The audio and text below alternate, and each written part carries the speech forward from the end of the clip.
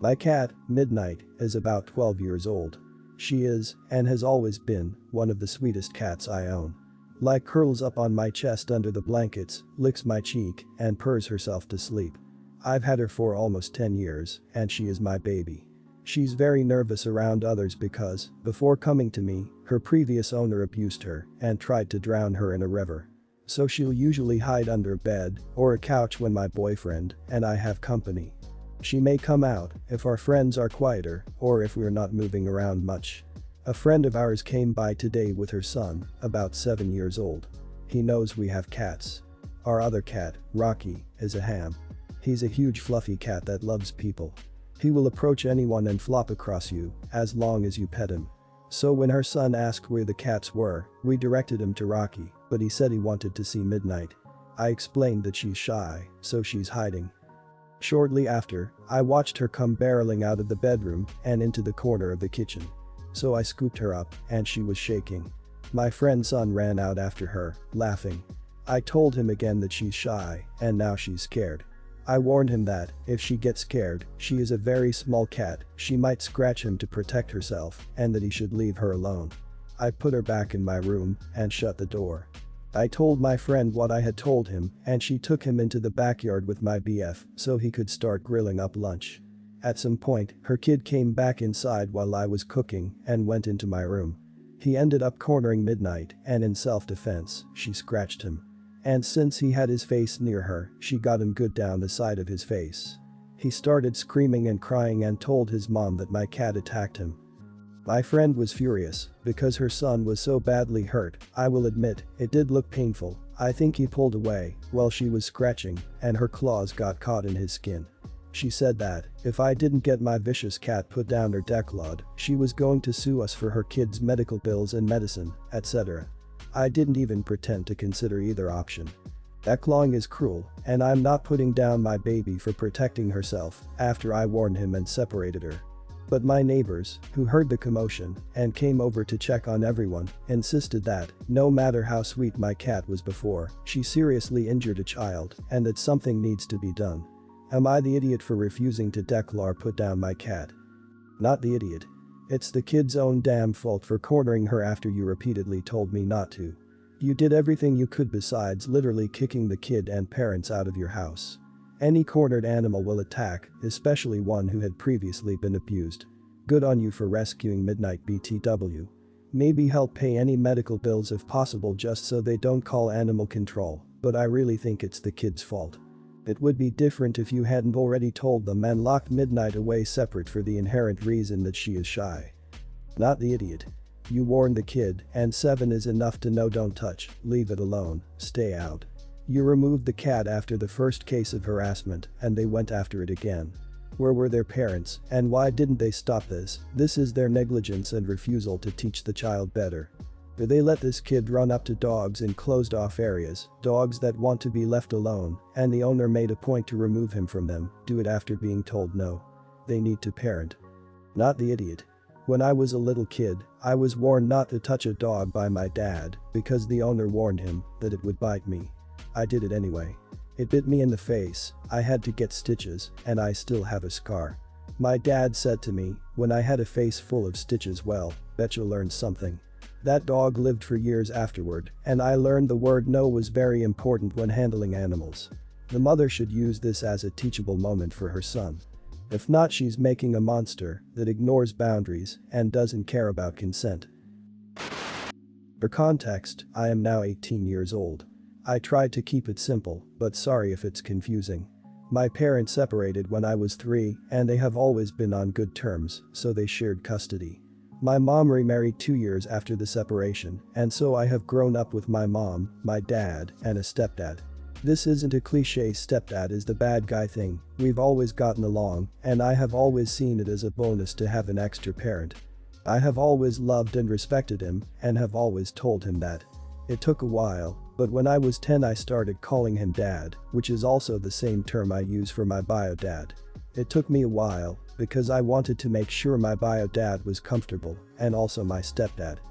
Last year, my dad also remarried to a woman we'll call Shona. They'd only been dating for 7 months, but Shona had been a friend of my dad's for years, so they knew each other pretty well. She was my Aunt Shona for ages. As with my stepdad, Shona and I have always gotten on. We do clash a little sometimes, but that's more because we're both quite similar in terms of personality. Yesterday night, while cooking together, Shona turned to me and asked why I didn't call her mom. I responded just by saying because you're not my mom. I admit I could have worded it better, but Shona got really upset. She started saying how for years she has been like a mother to me, which I admit is somewhat true because she was always in close proximity, like a guardian would be, but again, I just viewed her like an aunt. She then brought up how I called my stepdad dad, so what was the difference? I tried telling her that it took me years to start addressing my stepdad in that way, but she cut me off by saying she and I have already known each other for years, so that was irrelevant. I want to make it clear at no point was she shouting or being rude, she was just genuinely upset. She then asked me if I would ever call her mom, and I said I didn't know. My dad came home a little later, and he came into my room to tell me that Shona was upset because I'd said that I don't know if I would ever view her as my mom. And I said, A, that's not what I said, and B, at the end of the day, she isn't my mom, she's my stepmom. He, like Shona, brought up my stepdad and how I viewed him like a dad and how it was unfair, I wasn't giving Shona the same chance. He also said it was quite petty and all I had to do was tell her I'd try calling her mom. Now, this morning my mom came to pick me up and I left without saying goodbye to Shona, she wouldn't come out of her room. I feel really bad about it now, but I'm also really confused about whether or not I was really the idiot in the situation. So, am I the idiot? Not the idiot. Your stepdad earned the fact that you call him dad over several years of being close to you in your childhood. Your stepmom has only been in your life for a couple years while you were a teenager, and so hasn't ever been a parental figure in your life, she's demanding a title she hasn't earned. You're an adult now, and trying to get you to call her mom is a little bit weird. It's up to you if this is a hill you want to die on, it might be easier just to cave, but you are well within your rights to not call her mom. No honey, you are not an idiot. You have a mother. You are not obligated to call your stepmother mom.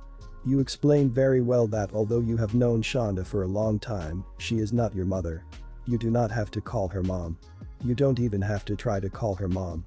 I would explain everything to your actual mom, and even though you are 18 I would ask her to talk to your father. Not calling Shonda mom is not disrespectful. Her demanding it, however, is disrespectful. Not the idiot. Not the idiot, it was fine for her to ask, but she should have respected your decision or reasoning. It's not okay for her or your dad to attempt to force you to call her something you're not comfortable with. The time you've known her is not relevant. She's always been in an aunt position to you. You started living with your stepdad when you were much younger, and it took years to consider giving him that title. If it's brought up again, you have every right to let her know the conversation is actually making you really uncomfortable. I worked as a lifeguard at a small neighborhood pool for several years. Our pool had a policy about parties that basically said management needed to be notified in advance so they could schedule an extra lifeguard or two and approve extra party pay. Our pool closed at 8 p.m. and was technically membership only, but we wouldn't normally kick anybody out unless they were breaking pool rules. So one day I'm working a closing shift with one other junior guard, and a group of parents and kids shows up around 6:45 p.m. to start setting up a party. I didn't recognize any of the families, which was odd, but no big deal. I was a little miffed though, because we hadn't received any word about this party, and were technically both understaffed and underpaid for this event. But there weren't that many people, so it wasn't a big safety risk to only have 2 guards. So we just kept doing our jobs and kept an eye on the kids, pretty much all little girls around the ages of 12 to 14. Our policy was to announce reminders that the pool was closing every 15 minutes starting around 7:15.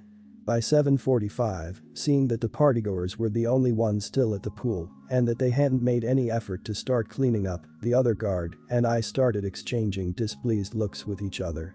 Well, 8 p.m. rolled around, we announced that the pool was closed, and the party people continued to ignore us. By 8:45 I had had enough of waiting for them. So I made one last announcement that the pool was closed, went into the guard shack, and just turned off the pool lights. One of the mothers was livid. The sun had set, and it was dark.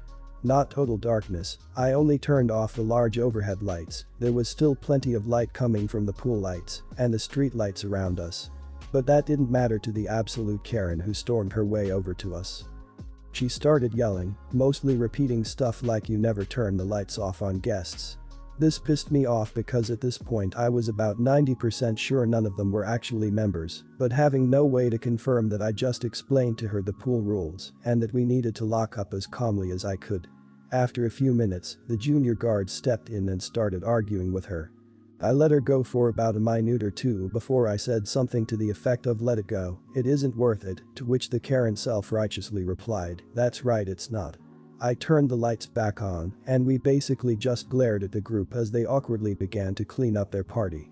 I was somewhat vindicated by the fact that none of the other parents looked us in the eye as they made their way out, and I remember relishing the sound of the gate closing as I locked it right behind the final parent who left the pool. Still, I felt bad for the little girls whose party it was. We issued plenty of reminders and warnings, but I wonder if I should have handled it differently. Not the idiot. Also, 12 to 14 is way enough of an age to know pool rules. It's not even a little girl's party, it's just an early teen party. When I was that age, wasn't too long ago, so it's not too outdated. I knew for sure how a pool works and what to do while I'm visiting even my own neighborhood pool. Don't feel bad for ruining some teen's party, she knew how it should have gone down in the first place. If anything, you probably have her a funny story on what happened that one time we were at the pool. This reminds me of when I was a lifeguard, working multiple jobs to pay for my college expenses.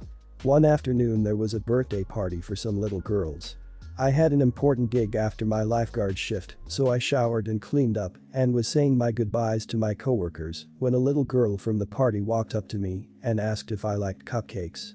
"Yeah," I said, smiling. And then she shoved a pink cupcake into my face and it got all over my long hair. It was some hilarious prank to her and all her friends and all the moms. It made me late to my gig. Oh, and not the idiot. A different way to handle it would have been to quietly approach the mom at the beginning of the party and explain the rules. Tell her that you don't want to ruin her daughter's birthday, so you will let the party happen, and ask for their help in making sure that their guests leave on time and that they clean the pool area by closing. If they agree, you just keep approaching them towards the end to remind them of the agreement. If they don't agree, you ask them to leave. Not the idiot. Because waiting 45 minutes after closing was more than generous. My husband and I have a 5-year-old boy, R, who is named after my father, who died when I was 14. His middle name, C, is after my mother-in-law's father, and he has my husband's, therefore father-in-law's, surname. My father-in-law is known exclusively by his middle name, as was his uncle who raised him, but my husband has always been called by his first name. When my son was a baby, my father-in-law started calling him by his middle name. I asked him to stop and told him how important the name was to me. Father-in-law then said that he would always be known as C to him. I told him, mostly jokingly, that if he kept calling R that, then I would change his surname to my maiden name. Everyone laughed. Since then, however, both mother-in-law and father-in-law refer to him as C, but not around me, only around my husband. R doesn't like it and has told them C is not his name. My husband has asked them to stop, but there is a pretty strained relationship there, so he's reluctant to rock the boat. In Christmas and birthday cards they only ever write to our grandson.